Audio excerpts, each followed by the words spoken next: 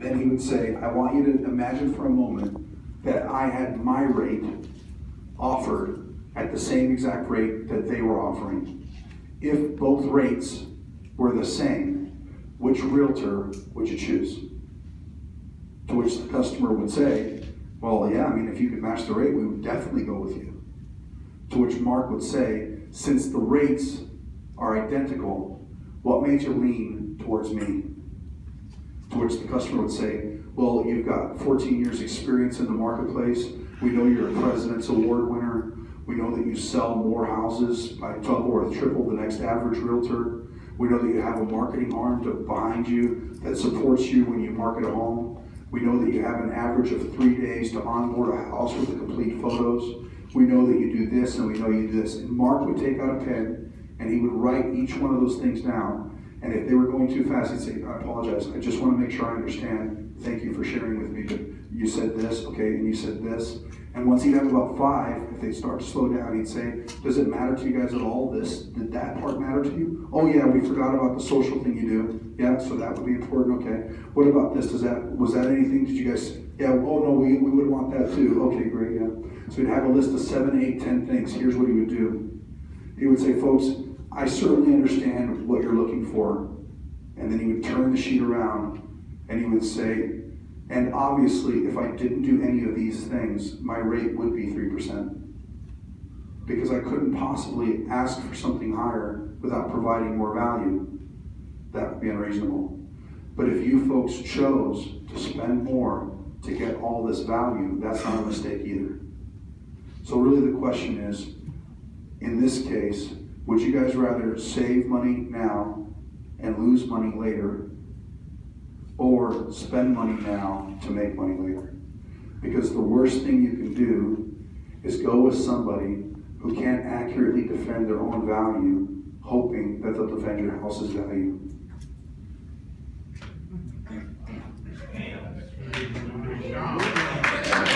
Right? So that's Mark Dale. So I'm sitting there listening to him and I'm going, okay, I'm eating it, I'm picking up what you're putting down, Captain. So here we go. Here's the automotive version. You guys can catch on. It's pretty simple. Customer says, I got you beat down the road. You respond back. Let me ask you a question so I can understand what you're trying to accomplish. I want to understand. Then you simply ask this question.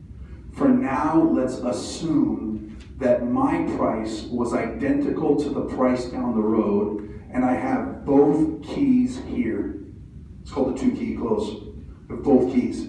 The key to the one you looked at with me, and the key to the one you looked at with them. And for now, the price is the same. If the price was the same, which one would you what? Lean towards. Which one would you lean towards if the price was the same? Right? If the money's the same, which one would you lean towards? The customer will inevitably say what?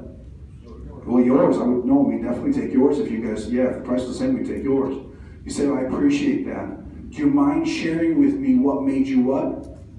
Lean towards this one, since the price was the same. Oh, well, yours has what? Less miles, better condition. It's a one owner. It's certified, right? It has this option. It's white instead of blue. The other one had a rattle. The other one smelled like smoke, right? Whatever. Once they give you 3 or 4 good reasons, what do you start to do? Offer up a few more. Well, does it matter to you guys this? Did you guys enjoy this? Would you guys like this? Did you guys enjoy this? Offer a few more. Once the customer has identified for you 5, 6, 7 reasons, you simply say back, I can appreciate why you would like us to match their price. And then you turn it around. And obviously, if our vehicle wasn't this, and this, we would have to sell it at a lower price. But in life, if you pay more to get something that has more value, you're not making a mistake. You're not making a mistake. Any comment, Joe? On a new, same thing. He says, how would that be different if it was on a new vehicle? It's the same principle. If I say to you, if I had that truck here, if I had my truck priced the same as their truck, which one would you choose? Now, in this case, if the vehicle is physically identical, it's the same vehicle new, then they still are saying they would choose you. So here's the thing, Joe, and again, I have a whole class on just negotiating stuff. I can't get into the depth of it that I'd like to in this because we've got so much to cover and I'm off topic.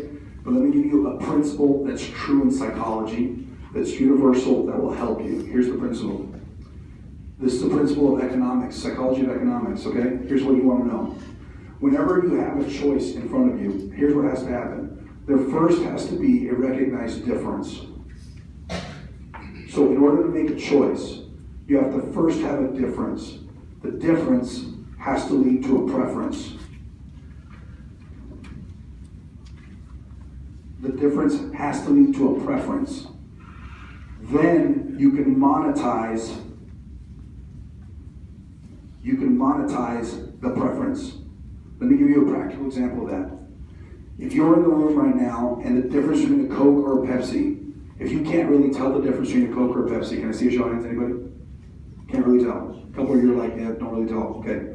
If a Coke and a Pepsi are available and you can't tell the difference, and one's $1 and one's $1.50, which one are you going to buy? Because there's no what? Difference. Now watch this. A difference is not enough. A difference has to be followed by a preference or you can't monetize it. So let me share with you. Is there a difference between a Coke and a Mountain Dew? Yes. But if you like them both equally, and one's $1 and one's $1.50, what will you do? Why? Because in that moment you don't have a what? Preference. Now, until there is a preference, you cannot monetize. You have to have a preference to monetize.